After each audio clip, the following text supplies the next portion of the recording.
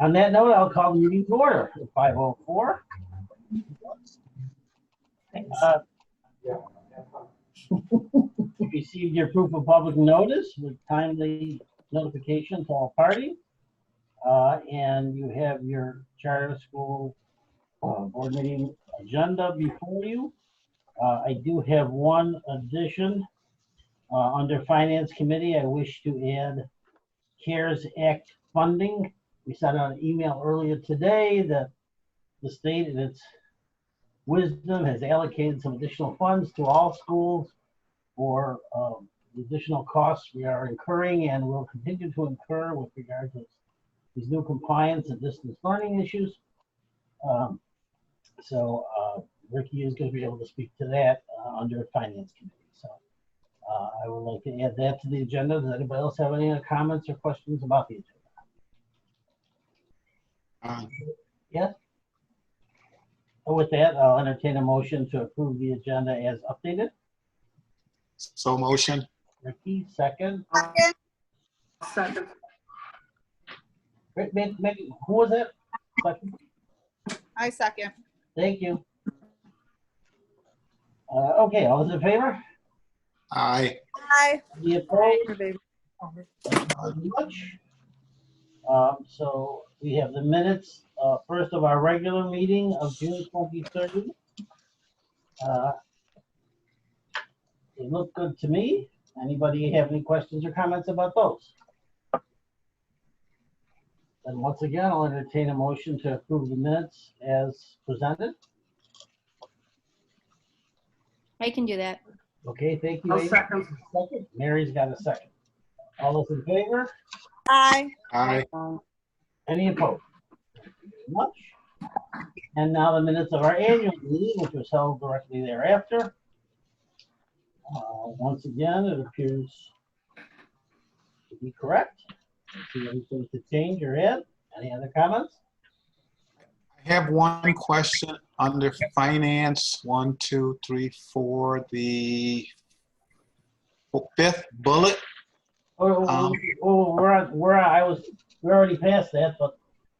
No, for the second meeting, right? The annual meeting? The annual This meeting. is the, let me see. There's no finance. What's it under? It's on the June 23rd minutes of the Board of Trustees meeting. Oh, is that what you just did? Yeah, we already did the regular meeting, but Okay, so it's in a different order on my packet. That's, I missed that. So which is under finance? Go ahead. I was just, the question was when we reference busing, did we spell busing right? I'll ask my English teachers. Somebody put it in the computer, 'cause I can't. Hang on a second. Annual meeting and the second. 1, 2, 3, 4. No, this is not the, this is the, never mind. This is the regular meeting. The regular meeting, yeah, well, we'll make it, if it's a typo. Is busing, okay, so we have a lot of teachers on. Is busing spelled with 2 S's. 2 S's? Yes. Okay, it's correct. Okay. Okay, we're good. So now back to the annual meeting. What think ye? Got a motion to approve? Motion? Ricky, second? Second. Got it? All those in favor? Aye. Who was the second on that? I'm sorry. I was. Judy? Judy, okay, thank you. Okay, and I think Mrs. Smith just joined the meeting, everybody. Elders. Oh, Mrs. Smith, our new parent trustee. Hi, Mrs. Smith. This is Attorney Jonathan Schechter. Trying to see who's all talking. Everyone froze on me. Okay. But okay, we just started the meeting. Okay, she's under Xander. Okay, great. So, good. I didn't program it. I apologize. No problem. You're fine. Glad to have you on board. Thank you for having me. Darcy? Okay. We're going to start with the Employee of the Month. I'll read the nomination as received. I would like to nominate Megan Ackerman for Employee of the Month. Since January, Megan has jumped in feet first as my teaching partner teaching 5th grade math. I have watched her grow, develop, and thrive in a classroom and thrive as a classroom, teacher in a very less than ideal teaching situation. Megan is an amazing partner, and I am very lucky to work with her. And that was written by Mrs. Chekala. And again, the nomination goes to Megan Ackerman, 5th grade math teacher. Congratulations to Mrs. Ackerman. I don't think she's on. No, but I will be sending in the mail a nice certificate for Mrs. Ackerman, so she'll get that in the mail. And then I'll also send her a message to please send me her favorite selfie to post on the school's webpage. For general updates, these include the July professional development sessions, starting with Nicole Kerner, who is a behavior specialist from BOCES. She held office hours and met with teachers reflecting on practices during the school year and also making goals for the upcoming school year. Cindy Rice and Stacy Intriligator worked with the leadership team for 2 days, composing the EL education work plan and working on our goals for next year. Jonathan, I have this in writing to send to you. Okay. Continuing on. Mrs. Tracy, Sherry Tracy, our instructional coach, attended what was called Nearpod, and that was training for virtual learning.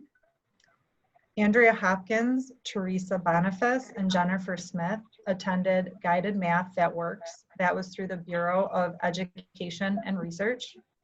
Our 6th grade team continued with their with their passage portfolios this year, and they were held virtually. And myself, I attended through Erie 1 BOCES the district data coordinator meeting for the month of July. If there's no questions, like I said, my general update for this meeting, because the reopening plan is at the bottom under new business, that is all I have for general updates. And so I would ask the trustees to please review the dashboard that was provided to you in your board packet, and if there are any questions in regards to the dashboard, I will do my best to answer those at this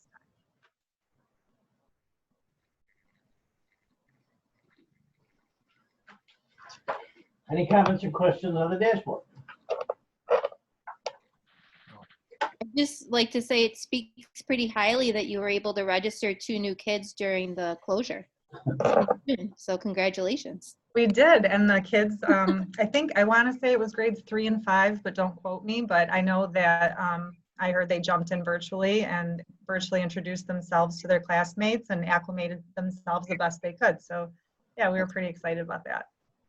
I'm sure it had something to do with the rumors of the great program that you put together. Oh, thank you. Yeah.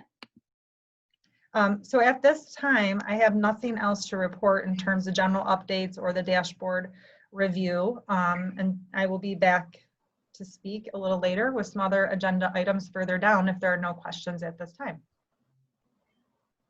Thank you very much, Darcy, and for all the extra effort with all these changing matters, the renewal and the CARES funding and the reopening plan.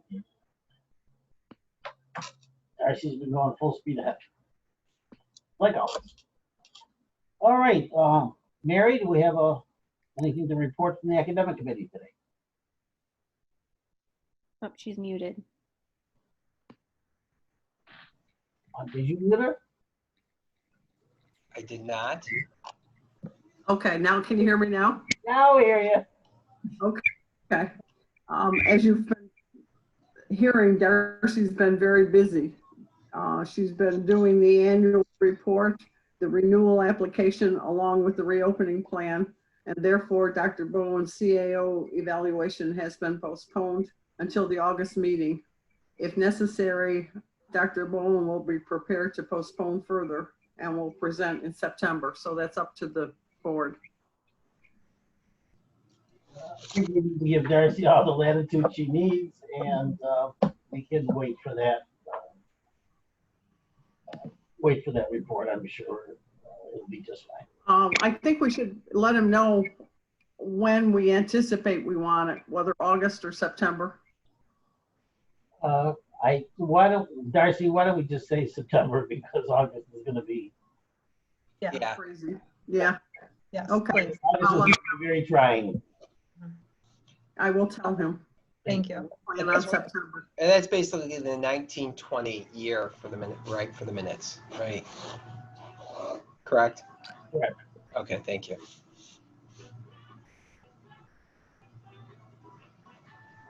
That concludes my report. Thank you very much, Mary. Now, Lynn was excused from this meeting, prior commitment, but Jonathan is going to talk to us about our oil and decibels. Okay. So as Darcy was doing the annual report this year, the state in its infinite wisdom had added some new requirements requiring that we have links to certain policies on our website. The nice thing was we have a pretty organized policy manual with various policies throughout either our student code of conduct or our policy addendum manual, which has all sorts of different policies in them. But as we were going through them, we realized that we needed a better FOIL policy, Freedom of Information Act law policy, that had also referenced the types of documents that they could get. And that is the document called Public Access to Records and Freedom of Information Law. And then we also needed a more clear-cut Dignity for All Students policy, which is the DASA policy, as you call it. That actually is sort of in our student code of conduct, but we did not have it clear in our addendum manual. So we put these together and are presenting them to the board for approval so we can add them to our policy addendum manual and then have them linked to our website and submitted for the annual report. So if anybody has any questions, they can ask questions. If not, we would need a motion to approve both of these policies and a second, and then we'll move on. Hey, Jonathan, Yes. a quick question. And I think it was the FOIL one. I just can't get it up right now. Yes. There was a reference to like school for the deaf, and I don't know if that was just a part of that legislation. I was trying to figure out how that played into, Records if you go down the list. that might be on page 3 at the bottom. It's referred to as a source, a resource, correct? But one is Yeah. Rome and Yeah, you know what? This is from the subject matters list from the from their website, and I think we have to put this into our.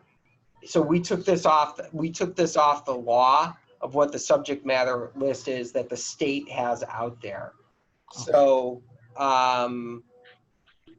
I get, you know.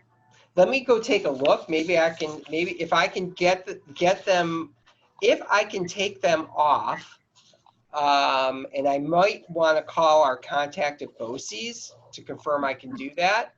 If I can take those two off, I would. So then I would ask for a motion to approve these subject to the review that I could take those two off. And if not, we leave them in and then we go from there.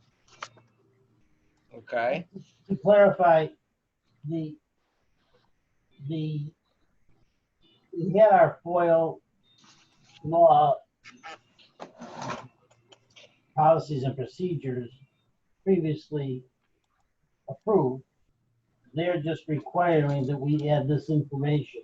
This subject matter list, yeah, yeah, As part. So it's an addendum to what previously existed. yeah, yeah. Any further questions? I'll entertain a motion to approve the public access to records of freedom of information law, policies and procedures, subject to amendment based on Jonathan's review of the state website. So motion? Thank you, Ricky. Second, Second. there you go. All those in favor? Any Aye. So that was Ricky, and who was the second? Mary? Okay.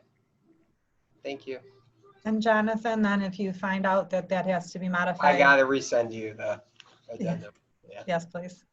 And I didn't say any opposed. Oh, sorry. Very much. Now, the Libby Brown students.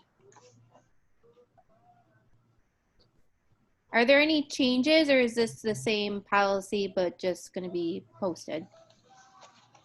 It's a little cleaner.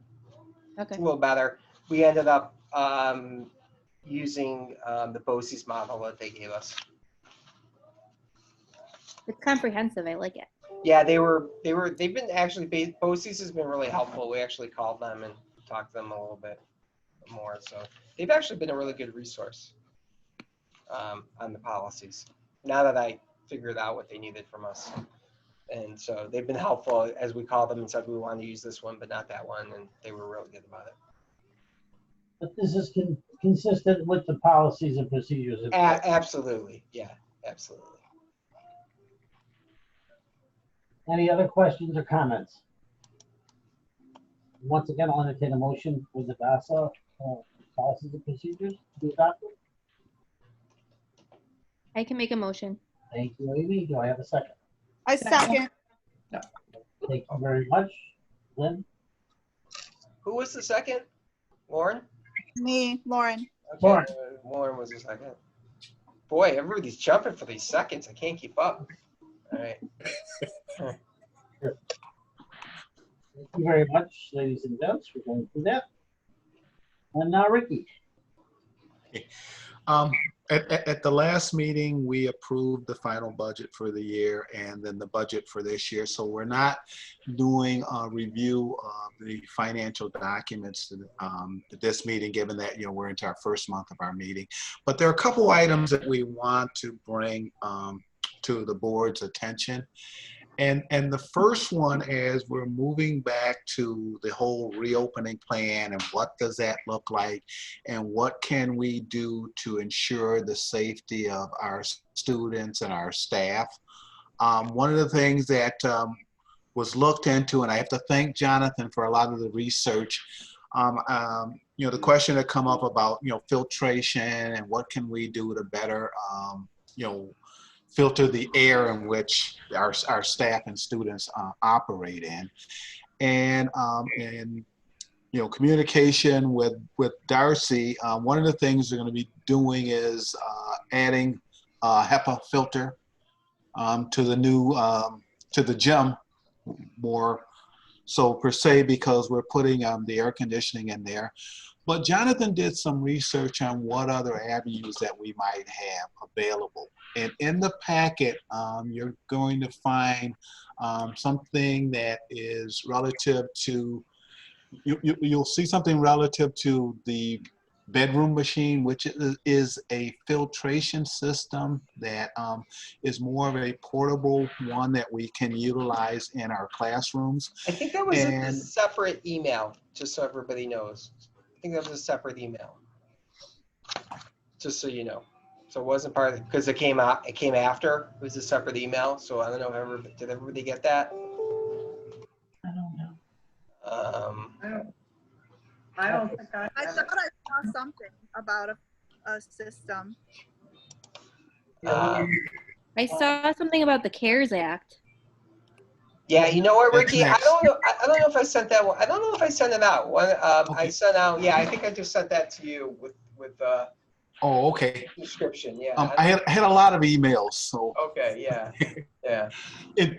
So what we're looking at is a system that we can utilize in our classrooms to really filter the air with the COVID-19. You know, the thought is that that virus can become airborne. So we're looking at the things that we can do to make for a safer environment within Niagara Charter. So Jonathan was kind enough, and he went out and did some research for us and reached out to some folks that are in the heating, air conditioning business to see what options were available.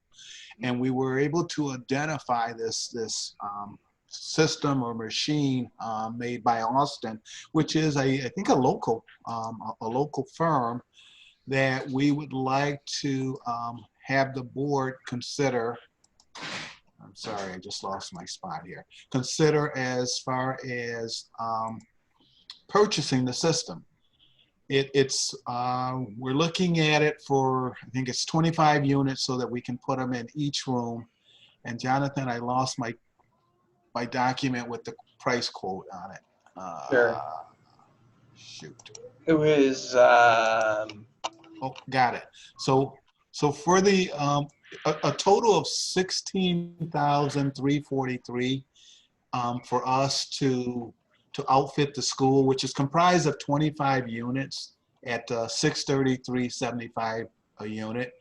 We'd like to have the board consider us spending the funds to acquire the equipment and get it in place so that when the kids come back into school, we have a system in place. So I guess I would entertain any quick questions anyone may have, and ultimately I would ask for a motion to allow us to make that acquisition. I have, Before we start the discussion, I do have to have a disclaimer. This is a client of mine who I work with, and therefore I'm recusing myself from even the discussion of this matter. We'll leave it to the rest of you to carry on. Oh, did you put that? Oh, okay. I just did that. So these are the machines. These are the machines. These are, what they are is they're an air filtration machine that these machines, each machine clears 1,500 square feet of particles, okay? They basically are HEPA certified air purifiers. This company has been making them for a lot of years. This 1998. yeah, they're probably one of the best machines on the market. One of the things that they found that actually was sent to Darcy, and I'm sorry, I probably didn't forward it to you, Ricky, although Darcy sent it to me, so it's my bad. Even when they sent it out, they even did a number of years ago, there was a gas leak out in California, and there were also fires in California. A lot of schools started buying these for their rooms, and after they bought them for their rooms, the kids' test scores increased. So it really does. They really do. They do work. They do capture particles. So we thought this would be a good way to do it. They're offering a 25% discount to every school that buys them off retail. They're about $625 a machine, and this is the best machine with the carbon cloth in it. So just to give you that update. And I think I have the quote too. Yeah, there's the quote.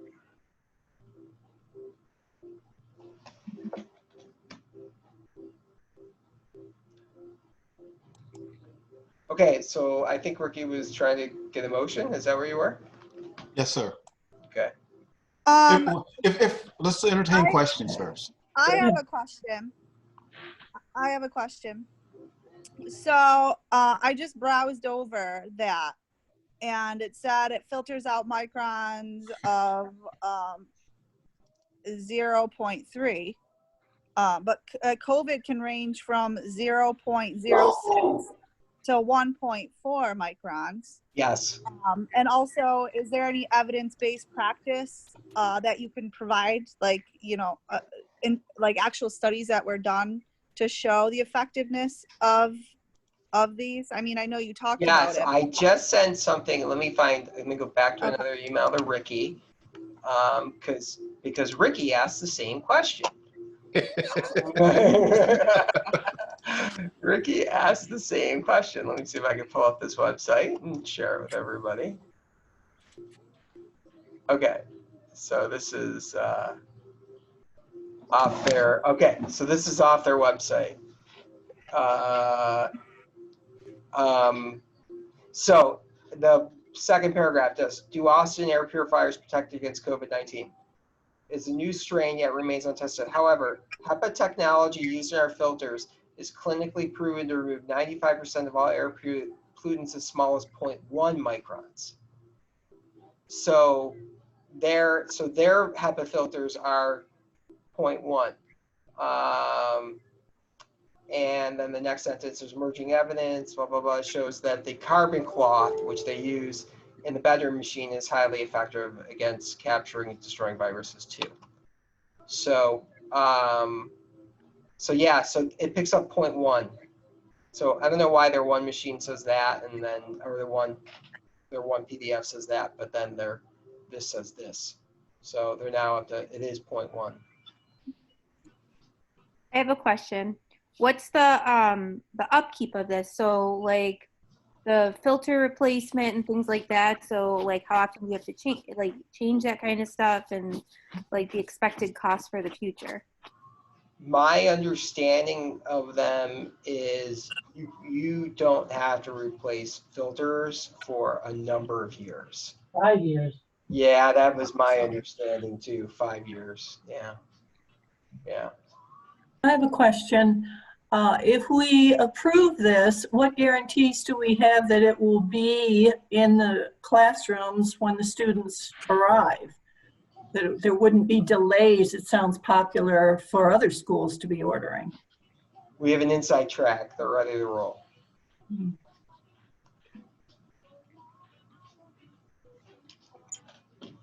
They can do it. I talked to them, and they can definitely get it done.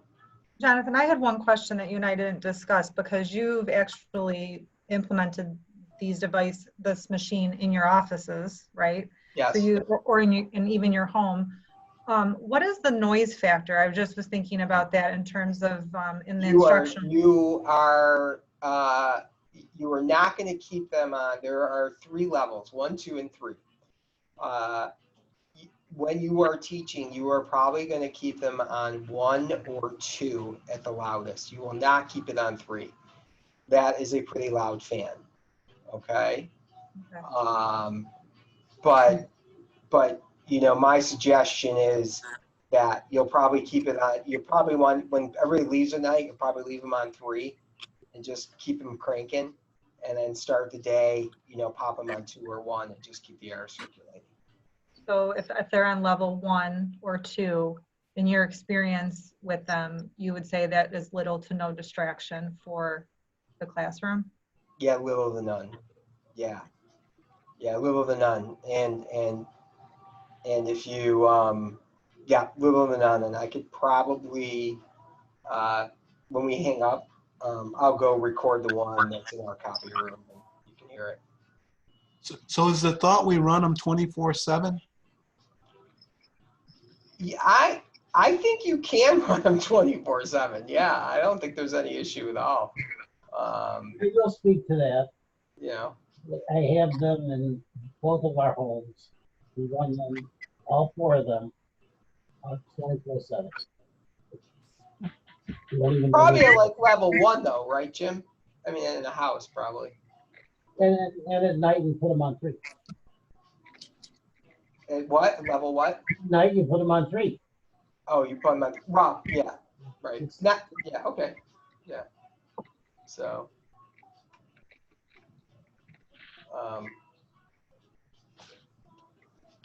But you know, it's kind of I mean, it's almost impossible.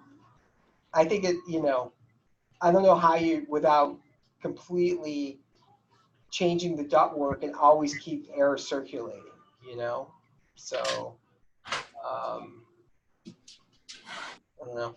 So, Well, and my but always, my teachers and staff would agree that we are always in a battle with the temperature and climate and HVAC system here at the school, which was why I definitely was interested in bringing in something separate and also portable. Like, we all know the challenges that we've had with our current system. So. right. So, Dars, I'll after the meeting, I'll record on my iPhone, the one we have here, and then send you a little video. Okay. What is the square unit of the classroom? Because it said at 12,000. What is the classroom square unit? Our classrooms are, what's our classrooms, like 40 by like 800 square feet, maybe a classroom? Yeah, I was gonna say probably 800 square feet. Yeah, that's what we were thinking. Yeah, 800 square feet. And these measurement not being my forte. Yeah, we're thinking the rooms are, you know, maybe probably around 40 by 40, maybe a little something else. But I was just looking at the blueprints yesterday for the other projects going on, but I would say a good guesstimate would be the 800. yeah. They're no more than 1,500. We know that, and that these things, you know, are good up to 1,500 square feet. So we know we're less than that.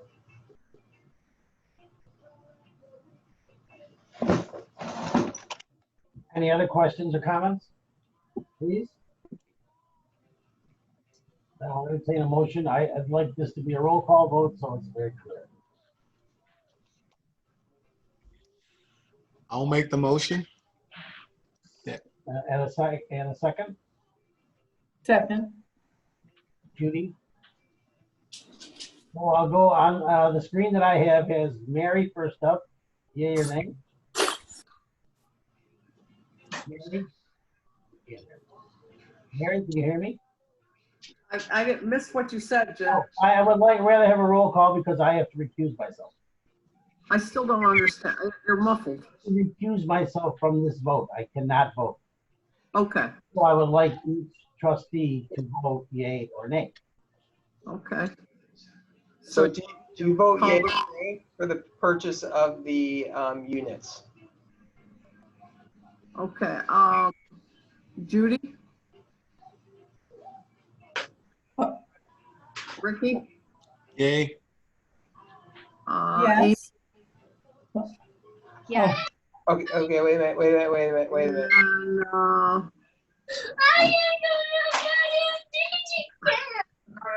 just lost her name. Mary, Judy, Ricky, Lauren. Lauren. Yay. Yay. Okay. And I vote yes. Okay, Mary, Judy, Ricky, Lauren. Who am I missing? Who? Am I missing anybody else? I Amy. don't think so. Amy? Yeah. I think I got Amy. Amy was a yay? Okay. Yay. 1, 2, 3, 4, 5. Jim Muffaletto, abstain? Nay. Okay. So the motion is approved. Thank you, everyone. The next item, you've all probably heard of the CARES Act. Well, it's the act when we got that PPP money, payment protection money. Well, that's an act that seems to keep on giving. We discovered as a part of that act, there is a component known as the Elementary and Secondary School Emergency Relief Funds. And it provided monies through New York State for, in this particular act, would cover the charter schools. And we learned that there has been allocated to Niagara Charter School a total of $140,000 and give me a second here. Find it right. $140,000.16. That was allocated through the state based on the Title I level that Niagara Charter has received funding for. It was something that, you know, has been allocated by the state. There is an application process. The funds are designed to be utilized to support the school needs, the additional expenditure that is anticipated due to the COVID-19 scenario. Things such as, you know, having to, you can look at something like what we just looked at with the filtration system. No, that's an expense that's really directly tied to the COVID-19. Some of the things that we're going to have to do to get the school ready, and I think you'll hear some of those on the plan that Darcy will discuss later as far as the reopening plan, to help offset some of those expenses. We've got through, I think, 2022 to actually spend the funds. So I think that this is monies that I think we should utilize. Now, just kind of learning of this, so what we want to do is get the board's approval to further investigate this, and with the okay to move forward with accepting and applying for those monies through the state. My understanding is that it's not a grant, that it's not a loan. That it's money allocated, but I'm not fully versed today on all the rules of the program. So, Darcy, aren't these usually reimbursement type funds where you show that you expended the money and then they reimburse you? I believe so, but to piggyback off what Ricky said, the guidance documents were just released a few days ago, so I would have to read it for detail and do a close read before I could say for certain. But typically, yes. Any other questions or comments? Ricky, would you mind making the motion? sure. So I make a motion that to allow the administration to further investigate the money, investigate the funds requirement, and give the okay to pursue it should that investigation prove fruitful. I'll second. A second. Mary got a second. I second. Mary got it. All those in favor? Aye. Aye. Who made who was first? Ricky. Ricky. Ricky made the motion. Mary seconded. Okay, thank you. And it was approved unanimously, as I just heard. Got it. Thank you, Ricky, for getting into all this. And I will apologize to everyone about all this last minute, but this is coming off the mill every day. Something's happening. And Darcy and Ricky and Jonathan have been jumping on this stuff to try to keep us current and make sure we have the opportunity to try and move forward and keep this school going. And they're doing a great job. And we're doing a great job in drafting the charter renewal application. There's one portion that we sent out to you that's part of the board requirement. I moved on to this business. Ricky, you didn't have anything else, right? I'm sorry, I didn't ask. Rick? Yes. You didn't have anything else. No, I'm all set. I apologize. So on beginning on page 20 of the charter renewal application that you received, that section of it, there are benchmarks of financial condition, which the board has, which I have been working on with Darcy to fill out and with Tim, and we've updated this application.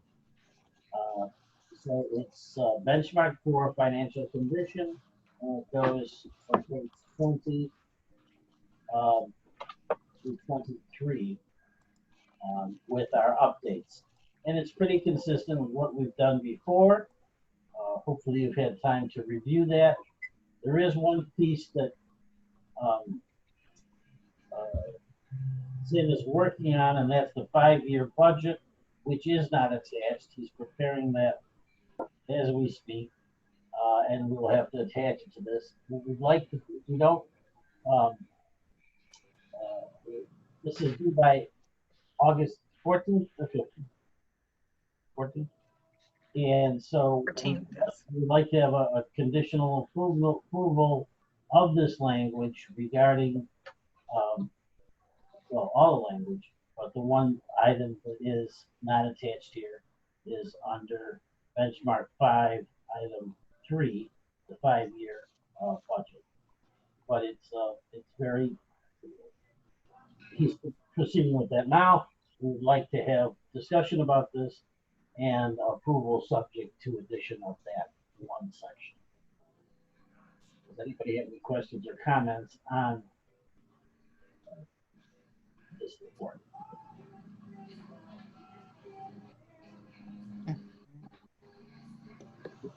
I will make a motion to approve the draft charter renewal application as you have it before you, subject to the 5-year budget, which will be provided to you prior to submission. Do I have a second? I can second. Amy? I second. Amy's got it. Any other questions or comments about this document? Hey, Jim, any commentary around why they raised that escrow for dissolution amount? You know, it had been 75 grand for a number of years. I noticed that they tweaked it up. Anything? Jonathan, turn off your microphone. It's because it's not their money. Wait. Yeah, it's not their money. What was, I'm sorry, who made that motion? I missed that. I did. Oh, Jim made it himself. Okay. I'm allowed, right? I think so. Need my Robert's rules. Go ahead. Yeah, I think it's probably because they haven't changed it since it was instituted. What? It must have been more than 5 years ago, right? Yeah, it's been a while. Yeah. So I think they were just looking at the time value of money, and maybe what's been happening is if some schools went out, that's, I assure you, and if somebody analyzed it, that's not enough that goes down to any school. That's what it would take to shut down the school. It's very costly as far as implementation, what it takes. Unfortunately, I was involved in one of those. We tried to rescue it, and we couldn't. So, I can speak to that. It's not an exorbitant amount of money for what would be necessary. Any other questions, comments? And, all those in favor? Aye. Aye. Aye. Aye. Thank you. Any opposed? Motion is carried, and the minute that 5-year plan is completed, we will present it to you. Every single trustee to make sure they have what they need and we're on board with the budget. Okay, Darcy, the most emergent thing we have is to get the school open. Mm-hmm. So, Okay. So I'm going to start first by saying I'm going to be doing a lot of talking. So bear with me. I want to give some background knowledge on the creation of this document. But first, I do want to mention that the document you received around 10 a.m. today, there were a few modifications, not that anything was taken out, but certain titles may have been moved under more applicable sections. And so I have in front of me the Google Doc, the most current. So as we're going through it, if you have a question about a section, we might just need to be clear on where you see it and then give me a moment to find it where I'm seeing it. Just so that's kind of like the housekeeping logistical items. The background in terms of the reopening plan, which I'm sure you've heard a lot of talk and media around this. last week, the Department of Health released a 23-page document. The next day, they released another document that clarified the previous day's document, categorizing it into basically two columns of what is mandatory and what is a best practice or what they would recommend. I can tell you that using that document, you will see interwoven into the document, well, I'll show you all the mandates are there, but some of the recommendations are there as well. And then shortly after the New York State Education Department, the Regents released their 145-page guidance document. And so the task at hand was to take the Department of Health document and the Regent SED document and essentially do a crosswalk to make sure that things that were mandated one place were reflected in the other, because there were some differences. And so it was not the easiest task, and you could very easily get lost in the pages of either document and where you were and what you included and what you didn't. So with that, I wanted to recognize and thank our Dean, Christy Granto, who worked side by side late nights and weekends on this with me. And without her, I couldn't have produced the draft in front of you. So it was a two-woman job right now, and we will have a team down the road who will help with the implementation of the plan. But I wanted to give you that background, and then I also wanted to recognize Christy. So thank you, Christy, for your help. Thank you, Darcy. You did much more than me, but thank you. It's always important to have a think partner, and there was a lot to consider. Okay, so what I'd like to do in terms of, oh, Jonathan, are you sharing your screen now? I just downloaded the Google Doc, so this is yours. Oh, okay. So I'm with you. All right. So it's around, what do we got here? 17 pages. So I'm not going to read it verbatim to you. But what I would like to do is kind of take it section by section. I will highlight the salient points of each section and then stop to ask if there's questions about that section. I think that's probably the most productive, effective way, efficient way to go through this. So that's where I'm going to begin. We'll give it a shot and see where we go. I'm looking at my screen, so I'm not seeing you guys anymore. So please, like I said, I'll stop to answer questions, but I can't see waves or anything like that because I'm not looking at you right now. I'm looking at my screen. So in the beginning, you'll see in blue an introduction. And when you, or if you have read the introduction, it is written in the lens of keeping in mind this document will be posted to our school's website. And so what that means is right in the beginning is identifying for the reader that Niagara Charter School is planning to open in August, and we are planning to do so implementing a hybrid model. The introduction goes on to talk about the fact that we do recognize as a school, I certainly recognize as your CAO, that there is no one plan to reopen that is a best fit for all stakeholders. There's not one best plan for students, for families, or teachers, and so there's no perfect plan. But in the same token, children we know learn best when they're in school. And so this plan is written with that in mind and written with the intent to plan efficiently to provide a safe environment for our children who are on campus. There's some more information in here about COVID-19.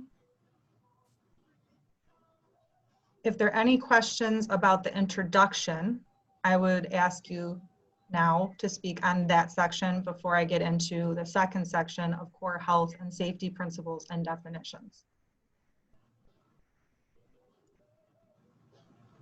Okay. Section 2, core health and safety principles and definitions. Christy and I cannot take credit for this section of the document.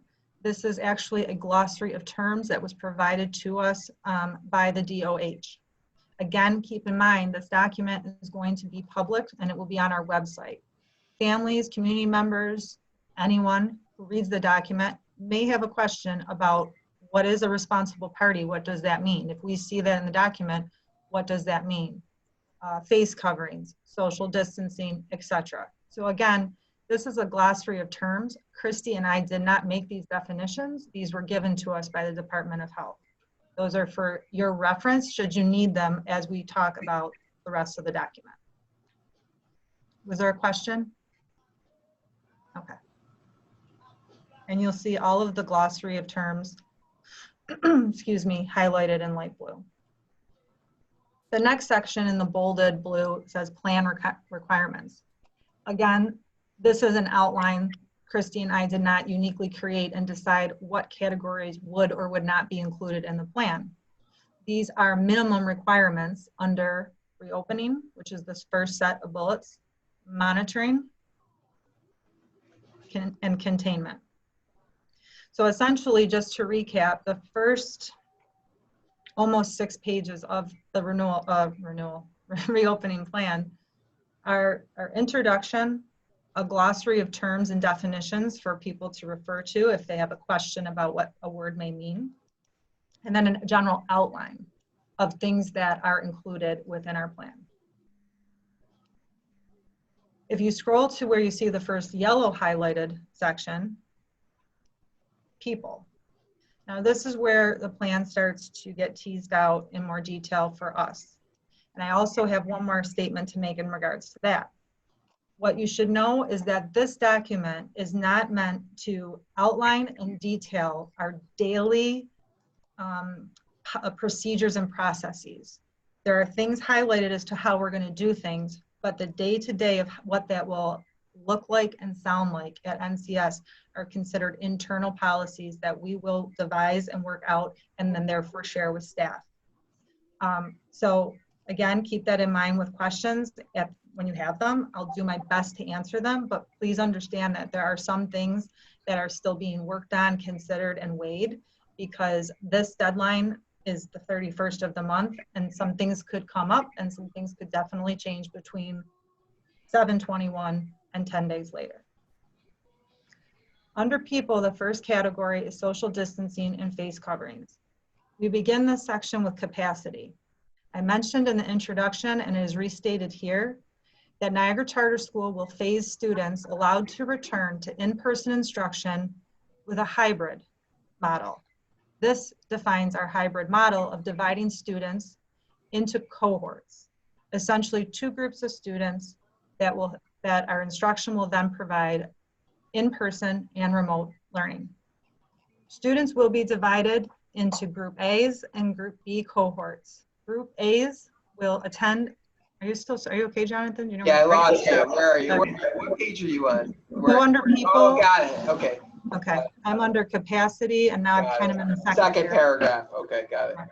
Okay. Students will be divided into Group A and Group B. Group A will attend in-person instruction on Mondays and Tuesdays. The school will be closed to all instructional staff on Wednesdays because the building will be thoroughly sanitized, as it will be out throughout the school day and every evening, but additional sanitation will take place between cohorts of students on Wednesdays. Cohort B of students will attend school on Thursdays and Fridays. We absolutely will do everything and possible to include siblings in the same group. We recognize family schedules and dynamics, and having 2 children in one home and 1 in school and vice versa, we understand would be even more of a strain than having students not in school full time. So we will definitely make those considerations, and there will be more information. We have not divided anybody into any groups yet. This is just our preliminary plan of how we will adjust for capacity. Capacity leads right into social distancing. As I'm sure you know, social distancing requirements are 6 feet apart. Lessening the capacity by half will allow us to do a better job at that. We'll certainly be able to, our classrooms are a very good size, and having half the capacity of students in there will allow the teachers to organize and structure their classrooms, ensuring the 6 feet social distancing guidelines are met. The second paragraph you may not have heard, And this is one of those differences between the DOH document I mentioned and the SED document I mentioned. Here you'll see that there's a requirement of 12 feet between individuals. And that is when you are participating with singing, such in music class if you're singing, playing a wind instrument, and as well as gym class.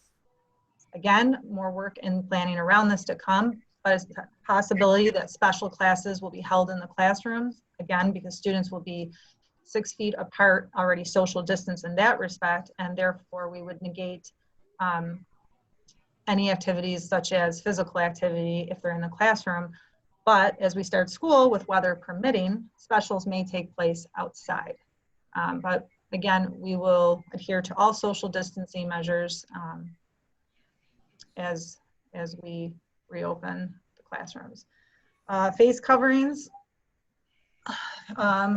mask, face coverings, surgical masks that cover the mouth and the nose. Niagara Charter School students and staff will be required to wear face coverings at all times, except for meals. The staff will be instructed to incorporate face covering breaks for students, and this is when they're maintaining social distancing. So just to kind of give you a visual of this, in the classroom, as long as students are 6 feet apart, which meets the social distancing, they can take their mask off to eat, they can take them off for breaks. As long as social distancing is maintained, they can lower their masks. Students must wear a face mask when we talk about transportation, which there's a little bit more to that as I get to that section. But essentially when students enter, exit, and are seated on the bus, they will need to have a face covering on. This is also true when unloading the bus and then entering and exit the school. There is some language in the guidance document about being prepared to have a face covering available should social distancing not be we cannot social distance, excuse me for getting tongue twisted. So if students are traveling in common areas or traveling around the school, leaving their classroom, they'll have to have their mask as well. We will provide these face coverings to faculty and staff. The faculty had already received these Niagara Charter masks with logos. We are looking to order another set of those. Some staff have already asked about wearing a shield. They may do so, but that is at their own expense. The school will be providing the mask that I just displayed. If any students have difficulty adapting to a mask, we will provide them assistance. You might ask, well, what does that look like? That would look like support from myself, the administrative staff, the school nurse, as well as the social emotional team here at NCS for whatever difficulties a student may have. Students who are unable to tolerate the mask medically will not be required to wear one. However, medical documentation will be provided. We cannot just take the word of a parent or family member. We do need the documentation that says that they are excused from wearing the mask. In terms of training, I think we can probably all agree, you've seen out in public, parents, I'm sure you can agree too, out in public seeing a lot of different ways people wear masks. And you know, one hanging off the side of your ear is not the proper way. So we will have training for our students, faculty, and staff. We envision this taking place during some of our crew time, our morning meeting, opening circle, you know, age appropriate videos for students to see what the mask, appropriate wearing of a mask and face covering is. Face configurations, right now, as we plan to reopen, the school plans to negate the use of student lockers. Students will report directly to their classrooms and because they will not be sharing the locker spaces, which at times can be, you know, definitely 2 if not 3 students. Right now, the school's cafeteria and playground will also be closed. The students will eat their breakfast and their lunch in their classrooms. They will be permitted, as mentioned prior, to use the outdoor areas. However, this will not include playground equipment for playground equipment, but other physical activities with no equipment required will be allowed, as well as having classes outside. If teachers want to take students outside to do reading or, you know, to conduct lessons, they can do that too. Right now, the library will be closed as well, but we are planning to have students access library books on mobile carts. So we will have designated times in the week that classrooms will receive their cart with the appropriate student reading levels represented on the carts, and students can pick books from there. We will also have a lot of signage, which is a separate section, but also mentioned here in terms of labels. We need to have a foot traffic pattern. Teachers know that right now for dismissal, for example, it's one-way traffic through the school. But we'll also denote traffic on both sides so that when students are in the hallways, they know which side they're walking on and the other person's on the other side. Again, we will also denote 6 feet throughout the school so that there's no mistaking or misunderstanding in terms of what 6 feet is. Forgive me, this is kind of I'm almost to the end of this section, but okay. Schedules, I mentioned, right now the school schedule will be modified. We're going to provide on-site and remote learning. This second sentence here, I mentioned that we may have to modify the start and end time of the school day. That is depending on infection rate and also depending on our transportation. So I'm going to talk about that a little bit later, but if there was a possibility that due to transportation, we might have to modify the day for a period of time with possibly an earlier dismissal, for an example, that's something we might need to consider. Signage, I mentioned this before and I'll say it again, age appropriateness. We will make sure that age appropriate signs are posted throughout the school. The CDC has all free printable materials, so there's no cost to the school for this. We're going to print them here and laminate, and they will be hung throughout the building.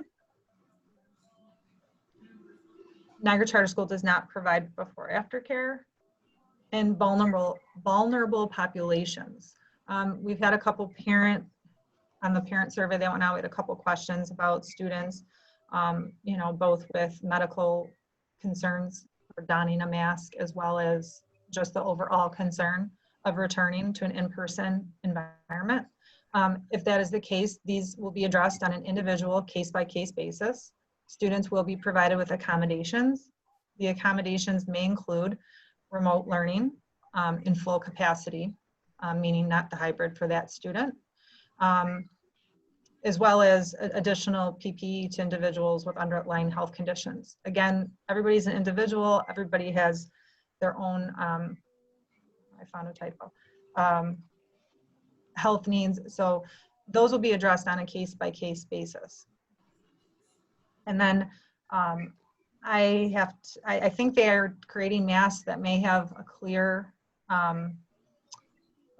front to them so that you can see your mouth. I haven't necessarily seen those yet, but for students who receive like speech and language services, where it's very important for you to see your therapist's mouth and the way that words are being formed, as well as students who may have hearing impairment. So where needed and as applicable, we will definitely make those accommodations. So that is the section entitled Social Distancing and Face Covering, and all of the required areas within that section. Are there any questions that I can answer on that section at this time? I had a thought on the bus. When you're scheduling the cohorts, are you going to think about the areas that the students live in so that the buses aren't overloaded? Well, Mary, that will definitely be a conversation we'll have with coach lines, and will be considered. I have to defer to them and what process they would recommend. Our first two thoughts when we talked about cohort was 1, siblings, and then 2, also to prioritize high-risk students, such as students with disabilities and ELL students. But I have a running list of things to talk to coach lines about. We have not had that meeting to go over all the details, but I will certainly bring that up at that meeting. Do you know what Niagara Falls is doing yet? That we do not. So the last we know is that Niagara Falls put out some correspondence to their staff, basically similar to what I presented to you today. They did not, and Christy, if you got any more information on that, please interrupt me, but they were considering the full enrollment going back in full capacity, a hybrid model, just as I explained to you today, with the Wednesday being closed for sanitation, and then all remote. So everybody's kind of had the same three choices. And I believe what we're hearing is that it seems to be going towards a hybrid model as well. Mhm. I just heard a little bit through, you know, somebody that I know that they are leaning more toward the hybrid and shying away from the full school being there because their schools are 650 plus. So. I had a question about the schedules. Mhm. I know that for the hybrid model, are you considering having a shorter in-person school day to allow for teachers to be able to manage the online component of their classrooms? That's a great question. So it is something we wanted to discuss with Niagara Coach Lines.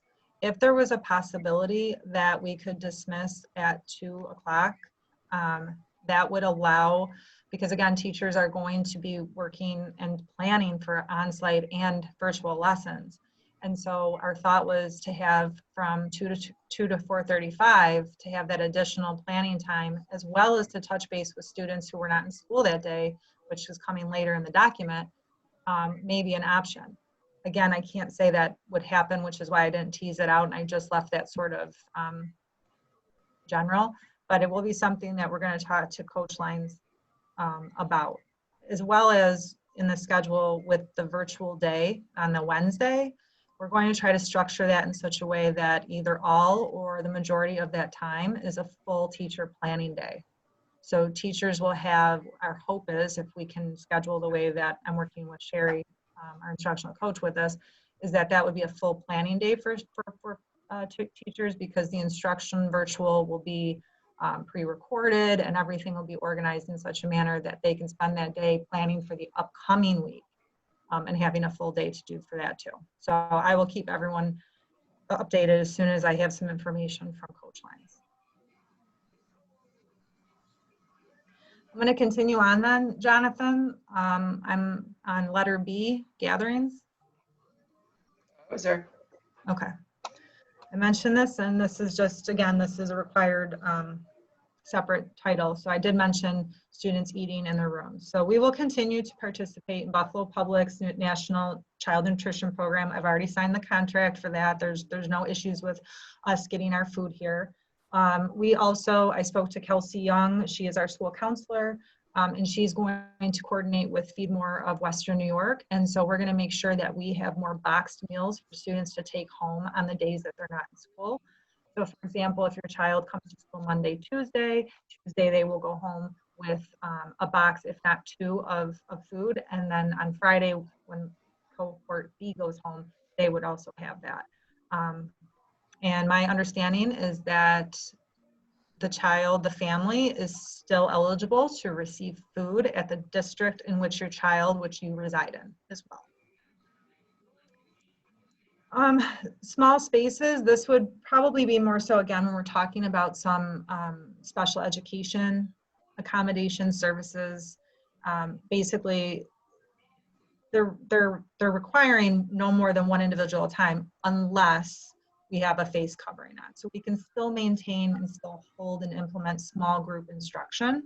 But again, the face coverings are going to be key in that. And then while we're limited on space, our spaces aren't small. So when we have small group lessons going on or small group testing accommodations, we will again spread students out and adhere to social distancing as well as wearing acceptable face coverings. Faculty and staff meetings, Niagara Charter School will hold our meetings and PD virtually.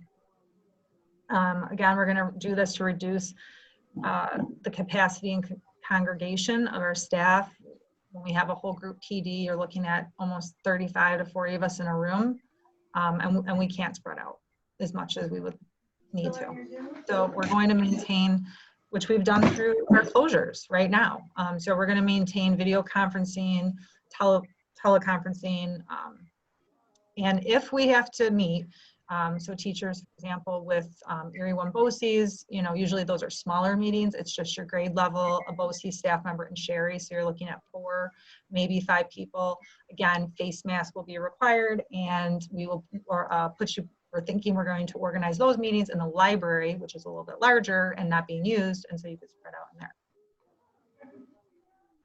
Ventilation, we talked about. I think I don't think I have to say much here. I appreciate the board vote to move forward with the inner room filters to improve the ventilation. We did put in here, if we need to open windows. The only safety precaution with opening windows, we do tend to get a lot of bees around our school in the warmer and fall weather. So we have to be mindful of that, as well as the fact that we are an air-conditioned school, and to be steward of good expenditures towards utilities, we don't want air conditioning running and it going out the window. So we're going to have the in-room filters. Common areas refer more so to like the restroom areas, faculty and student. So again, we're going to have signage is key here for faculty, you know, maintaining social distancing, waiting until the facility is not occupied. And then for students, it'll be more age appropriate, of course, so that the little ones can even understand about waiting to go in, waiting for someone to come out. We are, again, this is more of like an in-house detail we're working on, but we're thinking about key staff who could assist because of their schedules as hall monitors and, you know, monitoring the common areas more closely to make sure there's no congregation of students. It also talks about water fountains, which is what fixture means when it says minimum fixture. So there's a recommendation by the Department of Health to close your water fountains. It's not a requirement, because according to the codes for building codes, you have to have certain facilities and fixtures based on the building code. So I'm pretty confident ours was built with that in mind. So we are not going to be closing the water fountains. However, bottled water will be provided to students. So we are going to encourage as least amount of traffic anyways from students leaving the classroom to go to the water fountain. So each class will have the smaller size bottled waters provided to them. That is it for gatherings.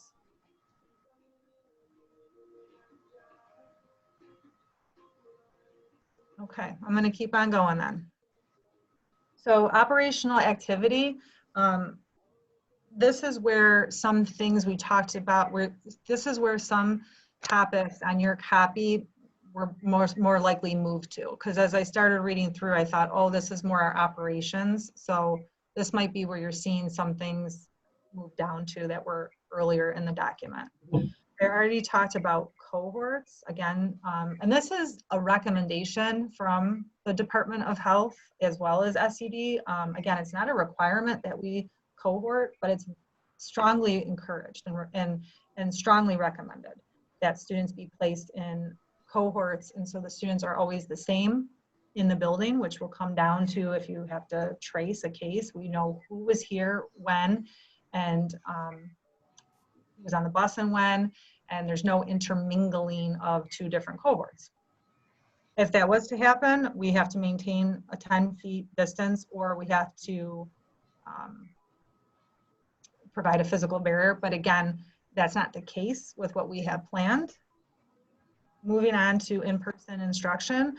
I mentioned hybrid model, and so that means a combination of on-site lessons and also in-person remote learning, as well as in-person as well as remote learning. We are still held accountable to what we set to do in our charter. So we are going to continue, just like we did during this current closure, the spring closure, provide the students with standards-based lessons.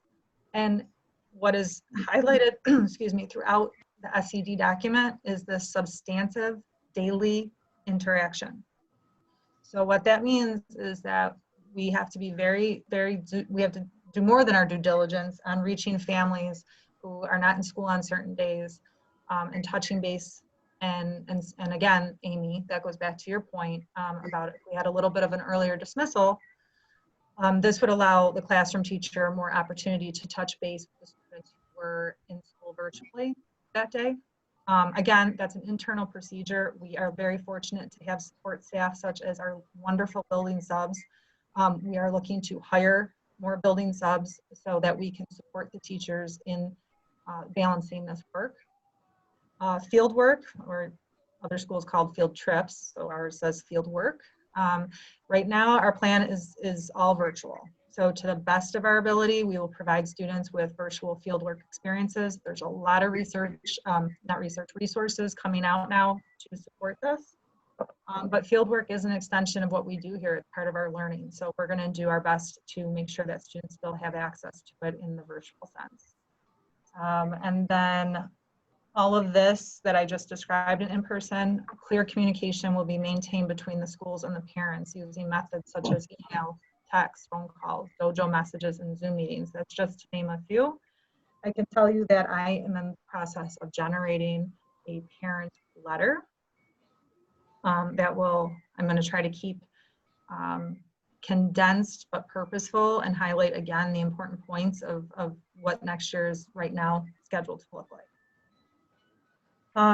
Students with disabilities, again, this is a group of students that we consider as a high priority.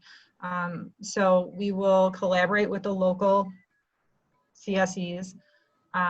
We have made the decision that because the local school district was unable to provide us with the occupational therapy and physical therapy our students required during the spring closure, we have made the decision to contract all of our related services to Buffalo Hearing and Speech. We decided this to make sure there are no gaps in services being provided to families and to make sure that we know our students are getting the best that they deserve. Bilingual education, or also our ELLs, our English language learners. We don't have not even a full 1% of this population served here at Niagara Charter School, but if we enroll students more so, and including the current students, if they need anything provided in their preferred language or mode of communication, of course, they will receive that. And according to the testing ELLs receive, there are units of study, so minutes of a program that they receive, and we would definitely continue to provide that to these students, both on site and virtual. And I wanted to thank Miss Armstrong. Rebecca Armstrong is one of our lovely building subs who has been in school for ELL education, and she's been a great resource in supporting teachers with that. Mental health, behavioral, and emotional support. This is being discussed as even more vital than the academic portion of the plan. So we recognize that the transition back to school is going to be very challenging in more ways than we can probably count. So we did hire an additional school counselor for the 2021 school year so that we have additional emotional support for our students. We started some of this work already when schools closed in March, but we increased our professional development days with BOCES. So we added to our BOCES agreement more days to focus on behavioral and more emotional support for faculty and staff, so that they can help work with the students around these issues. And I put in there that we did start that actually in this school year. Also EL education, they will be working with us on professional development, again on the same mental health, emotional support. Some of the things that we were already doing and will continue, kindergarten and grades 1, 2, and 5 started incorporating what's called the second step curriculum. It is a state approved social emotional curriculum that it talks about safety, well-being, emotional development. But we sort of rolled it out in the younger grades, and then it was, other grades were interested in doing it, and it is a fantastic program. However, beginning in the 2021 school year, we are looking at, or we will be implementing the Leader in Me. And I shouldn't even call it a program, it's really a process. So we're going to be working with our coach from Leader in Me, providing teachers with training on this. And that too is also a social emotional learning approved curriculum. I told you I'd be talking a lot. I'm sorry. Okay. Safety drills. This is one of those things that we really have to think about and tease out, but we are required to still conduct our fire and lockdown drills as we normally would. And what we are being told is that you conduct them to the best of your ability when you're exiting and at gathering points to maintain social distance. But the bottom line is that we know in reality when an emergency should happen, if it happens, that students are going to be considered and will be trained to consider safety first, meaning to get out of the emergency situation, and then social distance once they are able to. Safety, though, in terms of getting away and out of the emergency will be at the forefront. When we know what a lockdown drill looks like, I will definitely share that with you. Real fast, so like safety drills, chronic absenteeism, mental health, bilingual, these things these last few areas, again, that was a difference between the Department of Health document and the Regents document. The Regents, said these need to be in here. These weren't necessarily mentioned in the Department of Health. Chronic absenteeism, we do have to collect attendance every day, and we do have to make contact with students even in a hybrid setting. As I mentioned, we're going to utilize, of course, our wonderful teachers, but our building subs will be also a point of contact and helping with specific groups of students each day.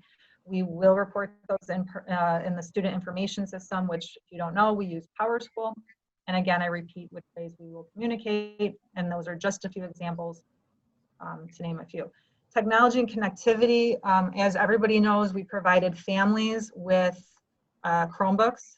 And some we collected back where we were trying to collect back because we didn't know what next year would bring, and for liability and to not lose a device, we wanted to bring them back into the building. So we have some here, we have some still out, we do have an inventory, we know where they are, but we will be getting those back out to students when they're back in school so that they have them to use at home.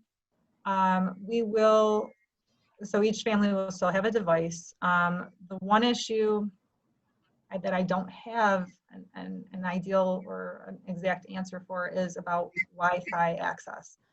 I'm hoping that the state will support this, or that Spectrum or Comcast or these other internet providers like they did recently or during closure would do something for families who need assistance. But we'll be creative, and if there are internet issues, we'll figure it out, whether we're doing more paper pencil for those students, or we can look at saving lessons on thumb drives that can then be opened up on the Chromebook, but you don't need to be on the Wi-Fi for it. So again, we will be creative, and we will figure this out. We will work with families on an individual basis. We are also making, as part of our professional development plan, time for teachers to learn about online and remote learning. This morning, I participated in a 3-hour BOCES professional development on becoming a savvy tech administrator. So we will be including that in our plans, PD plans. Budget and fiscal, one sentence here, we have to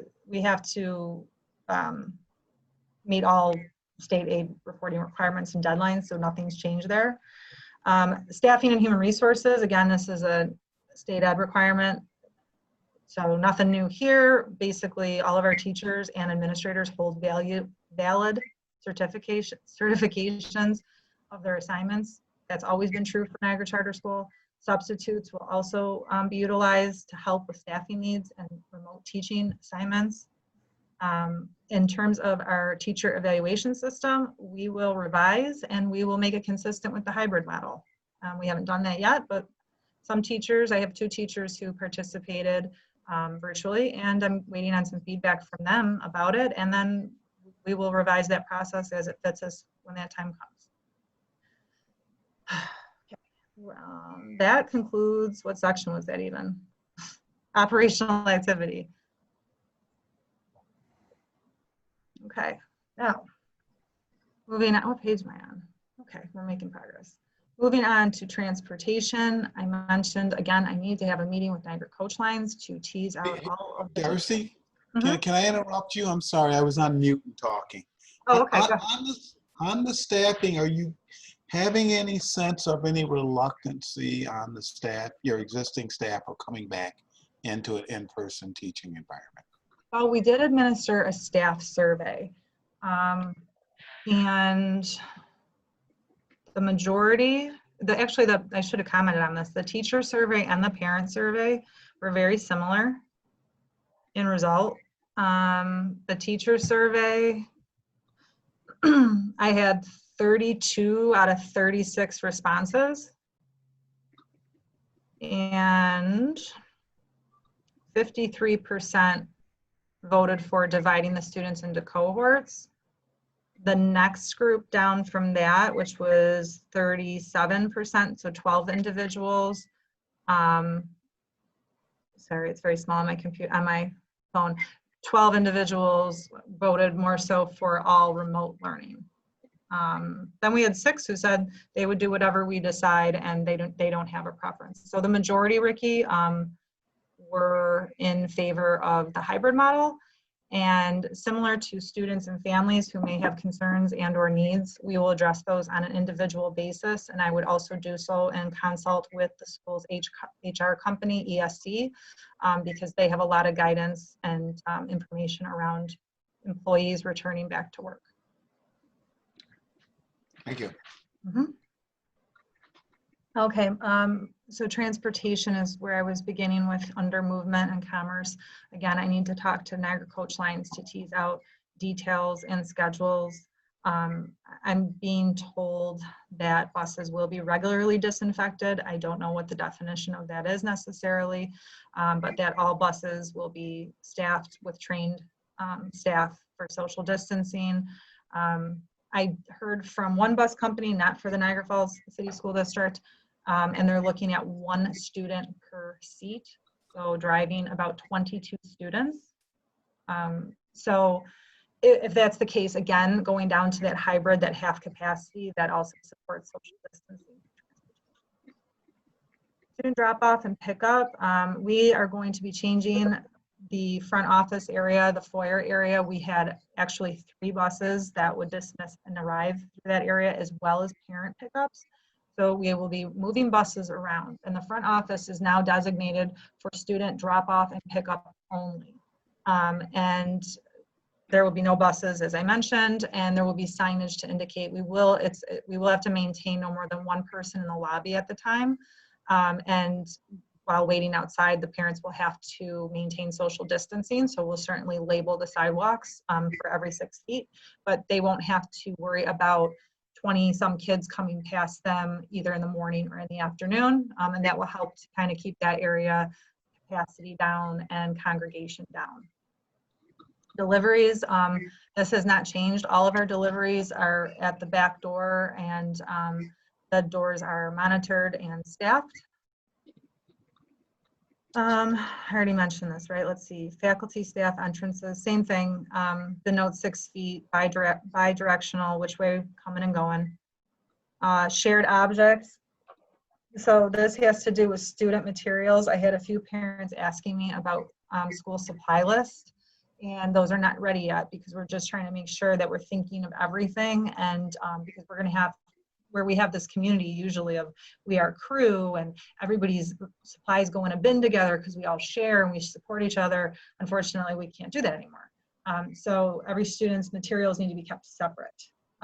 So we're working on the details of that, but essentially objects cannot be shared. If any technology is shared, which will be a minimum, but if it is, we'll have the sanitation wipes for the teachers to wipe down or the building subs to wipe down in between use. But overall, supplies for individual use only. Anything about movement and commerce? So each student will have their own desk, whether they're in on-site or not? Yes, and if we don't have desks, Ricky, we do have tables. So that's a really great question. So typically here at NCS, a day, if you were to visit a classroom, you would see students in small groups and they would do what we call rotate. And there's centers in the classrooms. There's like a technology center, there's a writing center. Well, that has to be negated. Students won't even be moving in small groups throughout their classroom. Instead, they will be at their desk or their table. And so what that means is that we will have those other tables or areas where normally they'd be in a center. Now we can spread students out further. So they'll either be at an individual desk or at a table by themselves, or our tables are either 6 or 8 feet. I think they're 6 feet in length anyways.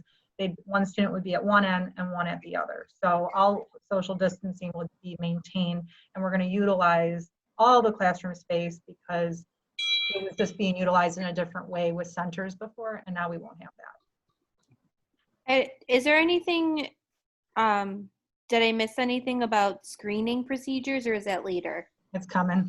Okay. It's coming.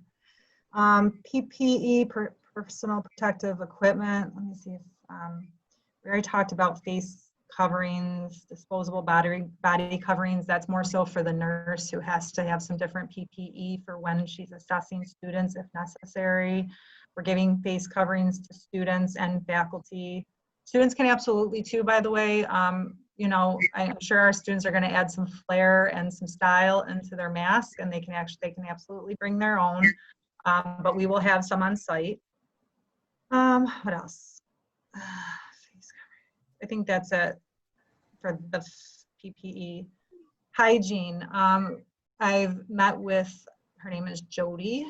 She is our head of maintenance in terms of the company we work with for cleaning. She's been on site every day this summer, sanitizing the building and getting it ready for students.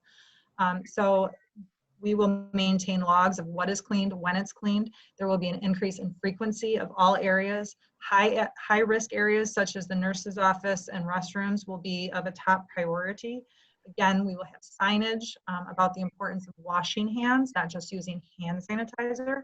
And all of the school hand sanitizers we have confirmed with Core, who we order it through, does contain 60% or more alcohol, which is a requirement in order for it to work. If there's any issues with that, we would ask parents on an individual basis to notify us. If a child had some issue that they can't use that sanitizer, then they would just be encouraged and therefore allowed to hand wash more so. We also ordered touchless sanitizer disposals. Those are coming in. They'll replace the ones in the rooms that you have to touch. And we ordered touchless paper towel dispensers for the bathrooms, and for each classroom we'll be getting a touchless paper towel dispenser. Cleaning and disinfecting, again, our custodial maintenance staff, it'll be regular, and she does have a schedule, and then she will share with me how they're increasing the frequency. Like I mentioned, water fountains before. We're going to look into, this was a recommendation by the DOH about reconfiguring your water bottle station, your water fountains to bottle filling stations. But I don't know, I got to think more about that, because if it's a student's own water bottle and then it's touching the fountain, I don't know. I mean, it's got to be, I got to think more about that, but that's a possibility. We have them in our building. You do? Do they touch him, or how does that work? Is it like just a sensor? There's a sensor, like when you put the bottle to the back, the sensor senses the bottle there, and then it comes down from the top. So it doesn't touch the top. It doesn't touch the top. No. Did you, and just real fast, did you have that just added to an existing fountain? Yes. Or were yours, okay, so you had old school fountains and then you transferred them to that? Yes. Cool. Okay. All right, well, we're gonna look into that. Cleaning and disinfection about a suspected or confirmed case. We have to follow all guidelines by the CDC. Cleaning and disinfecting your facility, that was shared with Coverall, our cleaning company. Jody and I met, went over it, discussed it. So she's very well aware. If there is an affected area, such as a classroom, a restroom, a hallway, it will be closed off. We will, of course, consult with our local health department. This would be a time windows would be open to increase circulation. They're recommending that the area, if possible, you wait 24 hours to clean it. But any area suspected of a confirmed case, office, classroom, bathroom, they will be cleaned and disinfected, and the Coverall staff is prepared with their own PPE to do that work. Once it's cleaned, we can reopen it. and we can resume use.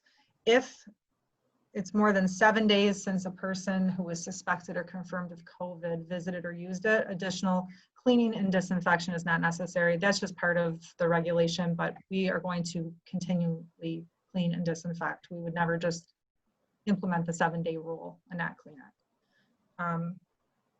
That I'm going to get moving into coordination and phase reopening. If there's any questions before I do that. I do. So you don't anticipate, say you get one kid that comes down with it. You don't anticipate them requiring the school to in essence, close up for a day or two, do you? Not from what I'm reading, no, Ricky. We do have to confer with the local health department, and they will also help us to provide guidance once they understand who, was the confirmed case and all of the circumstances of it. And then they would guide us if they felt that was what we should do. But no, I'm not reading any of this. And Christy, I don't know if you're still, I think you're still on. I don't have my people up, but from what I'm reading, no. Okay. Amy, do you have any different understanding on your end from your school? No, we've come to the same understanding that we don't necessarily shut down if there's a confirmed case, but they do have to do the 2-week quarantine, and they can't come back until they can prove that they are no longer positive. Right, and I think I'm getting to that somewhere down here. Yes. Okay, coordination and phase reopening. That's all I've been talking about through this entire document is reopening.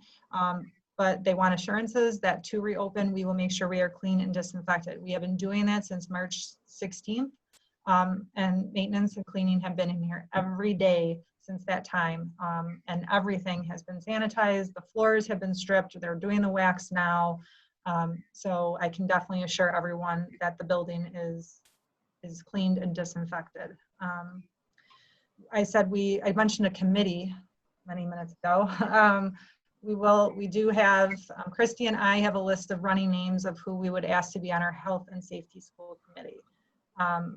As part of the committee, myself and Jill, when she returns, we will be responsible for the compliance of all the aspects of the reopening plan. Sharon Novak, our school nurse, will also work with the administrative staff to ensure compliance. This committee will work with the school as a whole, because we're going to have some teachers from intermediate and primary and specials that we're going to ask to be on the committee. So we'll need their help and their assistance too for holding everyone accountable and making sure things are in compliance until we return to what they call the new normal. Okay, I'm going to keep going unless someone interrupts me. Communication plan.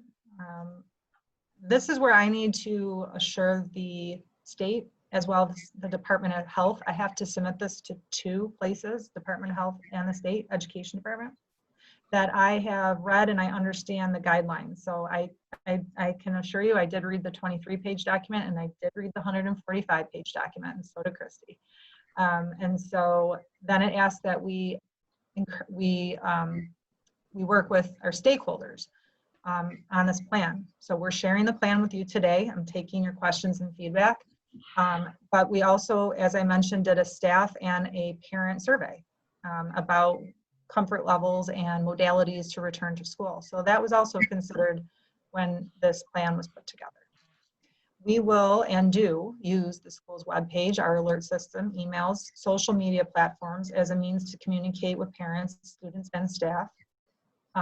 Again, students will be taught how to follow all of the new protocols safely and correctly. We have our crew time every morning, and a lot of that work, especially in the beginning, like the first 2 weeks, if not longer of school, these are going to be conversations taking place during our crews and talking about safety and talking about hand hygiene and proper face coverings.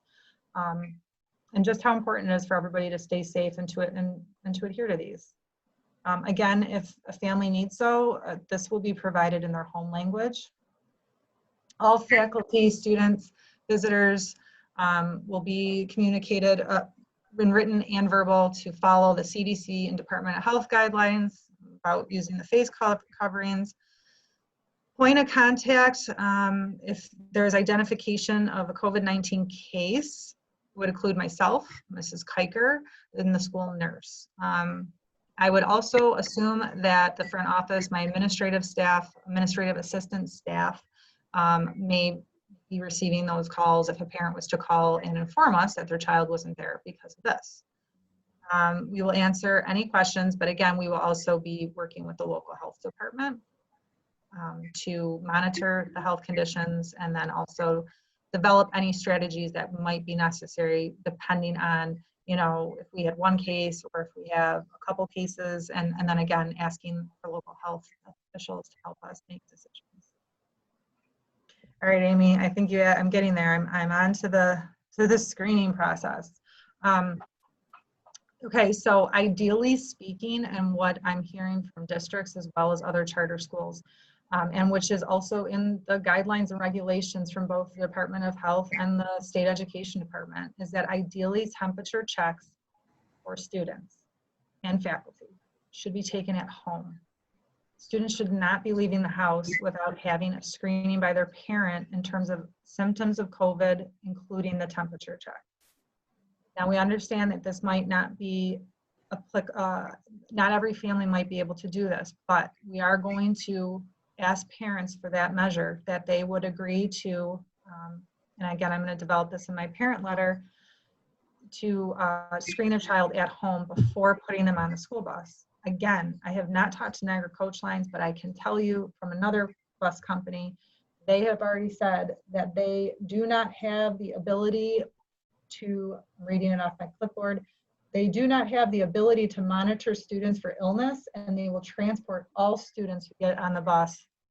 So it's not the best case scenario that if there's a student who is sick, that they're getting on the bus, riding to school, and then coming to the school. So we are going to ask for a parent partnership and support in screening children. Again, it's more of an internal protocol, but we're thinking of utilizing our communicators. Families are very used to that here at Niagara Charter School, checking the communicator every day. If the screening questionnaire is incorporated and the parent is already signing the communicator, because that's an expectation here pre-COVID, this would also be another system to be checked. But we will not be checking temperatures of students, 350 students or at half capacity even, because that will take away from instructional time. It's not possible. I will tell you that teachers will have non-contact thermometers available and in their rooms should a student need to have a temperature check done quickly. But again, the IONUS and ideally speaking, to keep everybody safe, it should be conducted at home. And then parents, if there are any symptoms or a fever over 100, please call the school so that we are aware. Staff have already, near the end of the year, we implemented this, so the staff are already accustomed. We have a daily screening questionnaire that the staff have to essentially self-assess, go through the screening questionnaire at home before they come in to the school. So there are screening measures in place for both staff and students. Any student or staff member for that matter, but the staff member can just go home, but any student essentially who presents symptoms after the screening questionnaire, if they're on site, if they're already here at school, they will go to the nurse's office, and we have made some space changes there to the nurse compound area to provide extra space for students to sit and wait to be picked up from the parent or guardian or emergency contact. And again, that will be in my letter, that we need a very strong parent commitment and partnership, that we understand families' transportation is not always the easiest.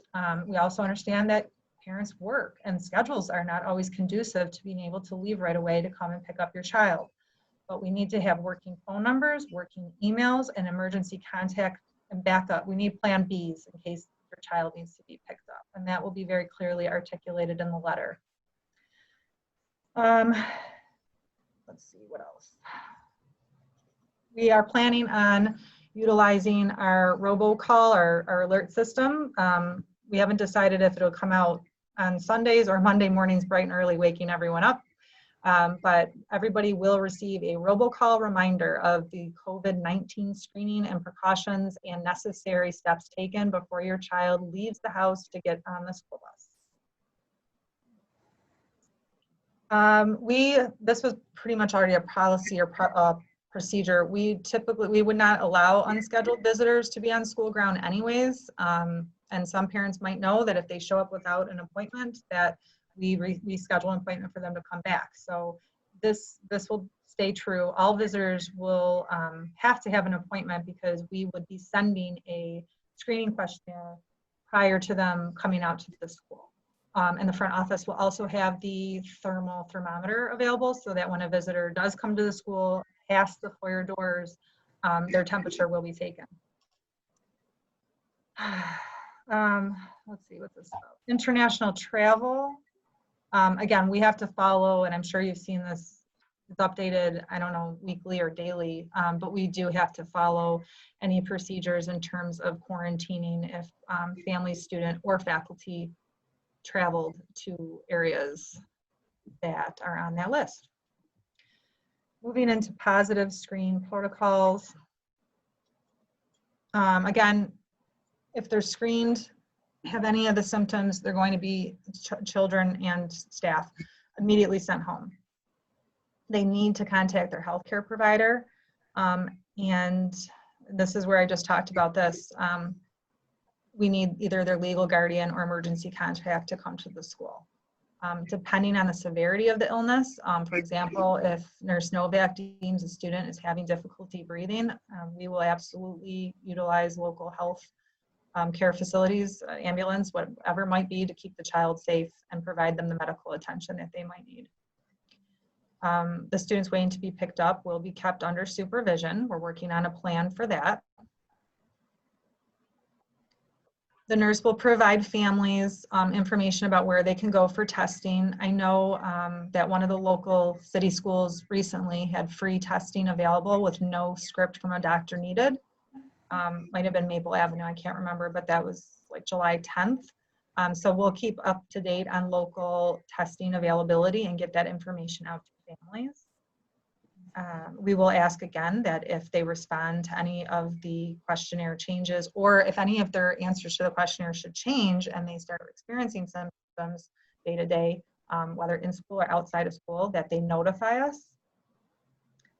And Amy, you just commented on this, and this is exactly what we put in here. For individuals, particularly students, if they screen positive for symptoms, then they can return by providing, at a minimum, documentation from a healthcare provider, a negative COVID-19 test with symptom resolution, or a COVID-19 positive release from isolation.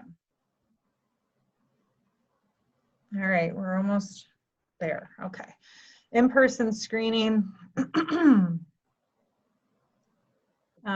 If this is talking more so about Sharon, if a student is sent down the health office, you know, by the teacher for any symptoms, Sharon will conduct an in-person screening. She will have the appropriate PPE. So different from teachers, Sharon and several other staff, including myself, we will be fitted for the N95 mask.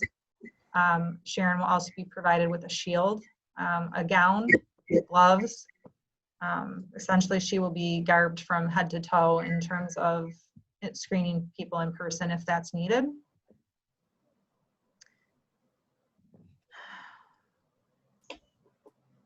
Goggles, shield, that's okay, I said that. Nebulizer treatments, we have a lot of students actually, right, with asthma. So Sharon will be required to dress in the same manner when given those types of nebulizer treatments. They're considered aerosol generating. But she can also talk to the student's healthcare provider and see if there's, you know, other alternatives and what have you. But if nebulizer treatments and suctioning are used, she does have to be in the same PPE as would be required under an in-person screening. Questions? I'm going to keep going. Okay. Tracing and tracking. So essentially, this is where you talk about like early warning signs. And so that this metrics is talking about warning signs, not early warning signs in terms of the symptoms for a student or faculty, because we just talked about that when we talked about screening. But my understanding is we're talking about warning signs of the level of COVID-19 if it's increasing in our school. I kind of mentioned that before. If you have one case, but now all of a sudden you have 4 cases. And so again, this would be where we're going to be reporting, of course, to the local health department and also consulting with them about what are the early warning signs that Niagara Charter School maybe needs to close down for X number of days, or what have you, what they're now calling rolling closures. If levels get to a certain point, which might be deemed just by the region, we have to close, go all virtual, come back. If or when COVID cases are discovered at the school, the area will be closed. If the levels are, as I'm describing in the worst case scenario, the entire school may be closed, we'll consult with the health department. Any other modifications that would be suggested, we might have to implement. I said notification, we will notify the state, local health department immediately if we have any positive COVID-19 test results. That includes students, faculty, staff, and visitors. We will support the local health agencies in tracing. So essentially, Sharon, myself, we would again contact the local health departments. If we have to, as I mentioned, the cohort is allowing us, dividing students into groups A and B, allows us to keep a very accurate record of who's in the building and when. So attendance records, as well as those cohort records, as well as the busing schedule, or knowing who's on what bus, will all give very good information back to the tracing program if needed. We've always kept a log of visitors that had to sign in and sign out and where they were. So we would also continue to do that. And right here near the end, so it says, this is language right from the DOH. State and local health departments will implement monitoring and movement restrictions of COVID-19 infected or exposed persons. This includes isolation and quarantine. We will provide reporting information to individuals who are alerted that they have come into close or proximate contact with a person with COVID-19. The last part there in yellow, these are again more assurances, I guess you could say, that I affirm, that I've read and I understand the guidance provided by New York State, that our plan reflects an engagement level from stakeholders such as the trustees, the parents, and the staff.